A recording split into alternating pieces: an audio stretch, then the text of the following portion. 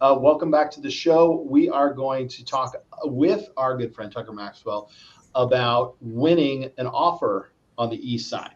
So let's talk, Tucker. How competitive is our current market?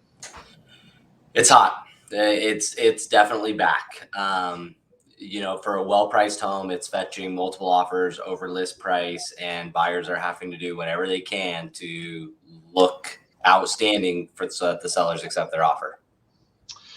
So what are so right now? I mean, this is kind of like from a standpoint of a lender. What are the characteristics of a winning offer? Yep. So great question, Dan.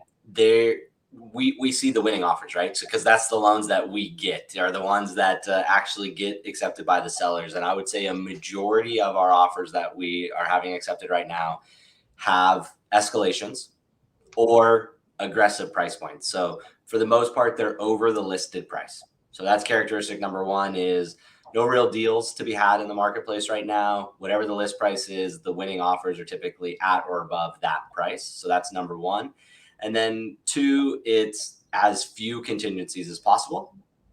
So there's, 4 or 5 different buyer contingencies that protect them throughout the escrow closing period. So as few contingencies as possible. And then the final thing is the speed. How quickly can we deliver those proceeds to the seller?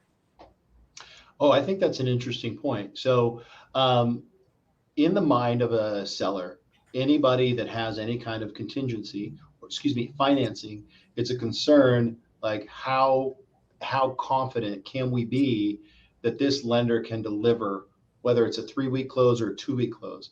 How do you, as a lender, provide sellers, it's what I'm looking for, comfort that they can take that to the bank, so to speak? Yeah, it's the track record, right? So working for an organization that has a great track record, and when a seller's looking at pre-approval letters or offers, and they're looking at this one's financed by this company, this one's going to be financed by this company, the track record of that mortgage company is huge. They want to know and have had past experiences knowing that mortgage company does what they say they're going to do and they're going to close on time. So, talk to me about your track record because you can tell me the track record's important, but tell me about your track record. Yeah. So what we do is to really make sure that we close every deal on time is before we even send them out with you to view homes, we're fully underwriting that application. And that's a critical step is I want to make sure these buyers are as solid as possible. I can't prevent them from getting laid off. That's like the one possibility that I can't really control. But we're going to do everything we can up front to vet them as potential buyers and check every box, collect every document that we need to say, yes, Dan Edwards as a person is qualified to buy a home. And we've already done all the legwork on him as a buyer. Once you accept our offer, we need a title report that says the sellers are who they say they are and there's no liens that need to be cleaned up. So a clean title report and an appraisal, and we're good to go. There's no vetting the buyer and saying, hey, is Dan actually employed? Does he actually earn income? We're doing that all up front, so we're not having to check that off once we're making offers. And, I'm going to be a little vulnerable here, but, there's been times when I've been out with a buyer who, for whatever reason, didn't go through that process. And, as much as I can compel and talk about the importance of doing it, have you had any buyers lose out on deals because they decided not to go that fully underwritten process? Absolutely. I think fortunately for us on the lending side is you all are so great at saying, hey, we're in a competitive market. And as an agent that has represented sellers before, we're going to call the lender. We're going to make sure that person's been through underwriting. And I'm telling you, it's going to make a difference. Typically, because you're having that conversation on your side of the table, we get teed up perfectly so that they know it's something that they need to do. But the second piece is they don't take us serious. They find a home they really love. And then they realize that they can't compete against all these other offers because they haven't done their homework to get underwritten. They can't waive contingencies. They aren't sure about how to handle a low appraisal if that happens. And so they find the home they love. They try to make an offer. They don't win. And because that happens, then they know we better get it fully underwritten and pre-approved so we don't miss out on the next home. All right. So let's talk about these contingencies. So we can talk about the inspection contingency and all that stuff, but because we're talking to Tucker here, I want to kind of stay on the ones that directly relate to financing. So the first one is a financing contingency. Then we have the appraisal contingency, and then we have the home sale contingency.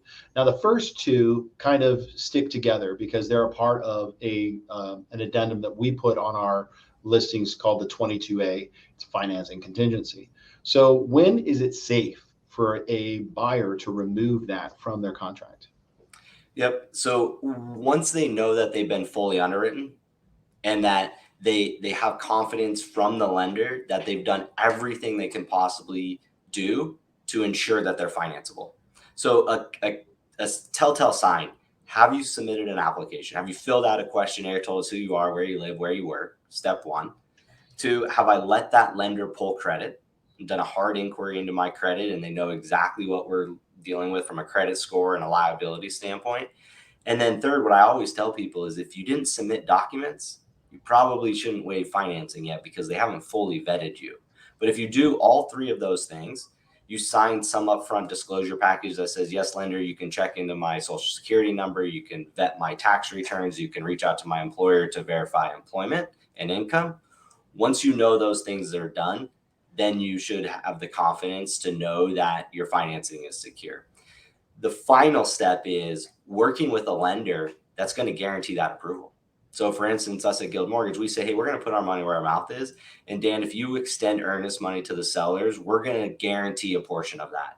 And so I can't tell you exactly how much to do for earnest money, but I can tell you that up to a certain dollar amount, Guild's going to stand by. And if I messed up for whatever reason in underwriting, we're going to reimburse you for that lost earnest money and lost moving costs, like hiring a U-Haul truck, inspection fees, things like that, to give you the confidence that says, yes, we've done our homework and we're willing to pony up some money if we made a mistake.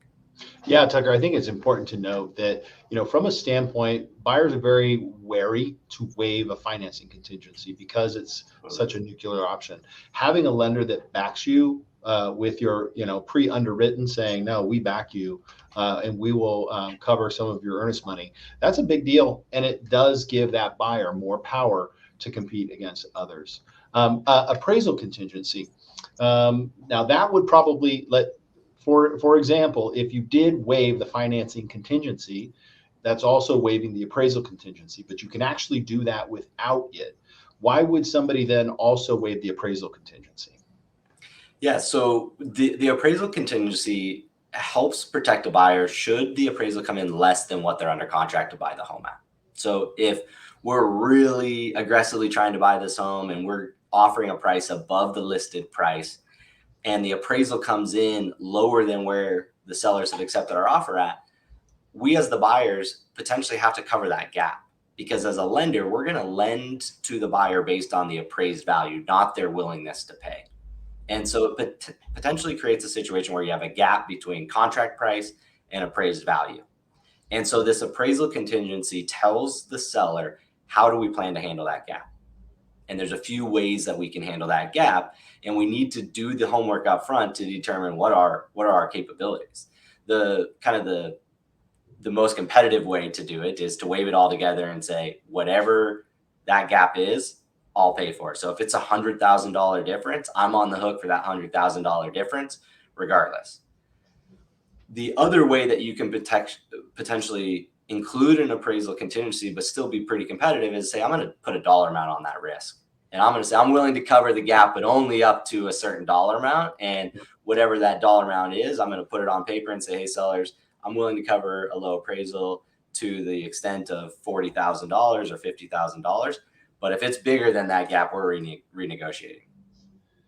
Yeah, I think it's important. And this is the importance of working with a lender that understands this. And I mean that wholeheartedly, because I can have more confidence in negotiating hard for my buyer if we have the confidence in the lender that here's the big difference. If you're putting 3% down versus 20+% down, it's a difference in how your strategy is. If you're putting 3% down, it means your debt to income ratios may get out of whack if you actually have to come in with more or can't finance as much. But if you're putting 25 to 30 to 40% down, waiving an appraisal contingency is no big deal. I always say that, but however, somebody's going to call me on it and say, well, that seems like it's very dangerous. It depends. Do you plan on living in the house for 5 years? Because even if the house doesn't appraise it where your contract price is, that pending going to close sales now becomes the benchmark in that neighborhood. A year later, everybody's going to sit there and say, oh, we're appreciating now at this rate. So the value will catch up between 2 to 5 years. Okay. So that, I think, the appraisal contingency concerns me less. And then when you back it with the finance contingency as a whole, the last one is a home sale contingency. And I think that's confidence in the fact that your home is closing. There aren't many loans that are not contingent on the proceeds of a sale of a house. So we have to have a home sale contingency. But you're saying you have a program that allows us to waive that as well? Yeah, absolutely. So again, going back to our competitive market, if there's cash offers on the table or these really strong buyers with 30% down, and our down payment funds are coming from the sale of that home, that may deter a seller from accepting our offer. They may say, hey, is your home ready to be sold? How long is that going to take?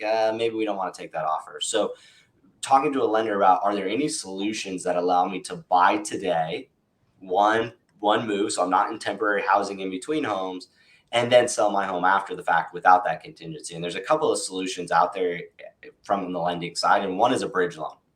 So can we tap into that equity that you're potentially going to receive by selling it, give you those proceeds today to go and buy, move into the new home, sell later, and then pay off that bridge loan?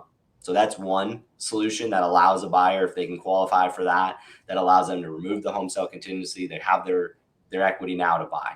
That's kind of option one. And then the other one is, looking at the ability to recast.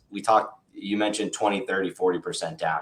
Well, that buyer may potentially still qualify with 5% down or 10% down that they have liquid and available. So buy now with less down, then sell, and then use those proceeds to then lower your loan amount later, resulting in a lower monthly payment without the need to refinance through a recast process. And now you get the loan with no private mortgage insurance at the monthly payment you intended on. But again, we've removed that home sale contingency. You've bought before you've sold, and now you're into your new home with one easy move versus moving twice. Gotcha. That's awesome. Well, okay. So if somebody is fully underwritten and it's all good to go and all that good stuff, how fast can Guild Mortgage close on a loan for our clients? Yep. So, Dan, it's funny that you asked that question today. A majority of our contracts that we got this week are 15 days, 14 days. Like a lot of them, June 7th, June 9th right now, and it's May 24th with a holiday weekend in there. So that's really cooking. Legally speaking, you can close a home loan in 7 days. So there's some mandatory wait periods. You can close a home loan that quickly with the 3-day wait period after the borrower signs the closing disclosure, waiting 3 days to sign their final loan documents, and then funding same day. So legally you can close it that fast, but we have to be mindful of the appraisal. But right now we're basically guaranteeing that we'll close within 17 days. And most of those contracts include on or before language, and we are trying to close them as quickly as possible so that that seller knows we did everything we can to get them their proceeds as quickly as we said we were going to. All right. Very good. Well, thank you so much for joining us, Tucker. We're going to have another segment after this short commercial break. We're going to talk about Memorial Day and what are some of folks' traditions on Memorial Day. So come back right after this short commercial break.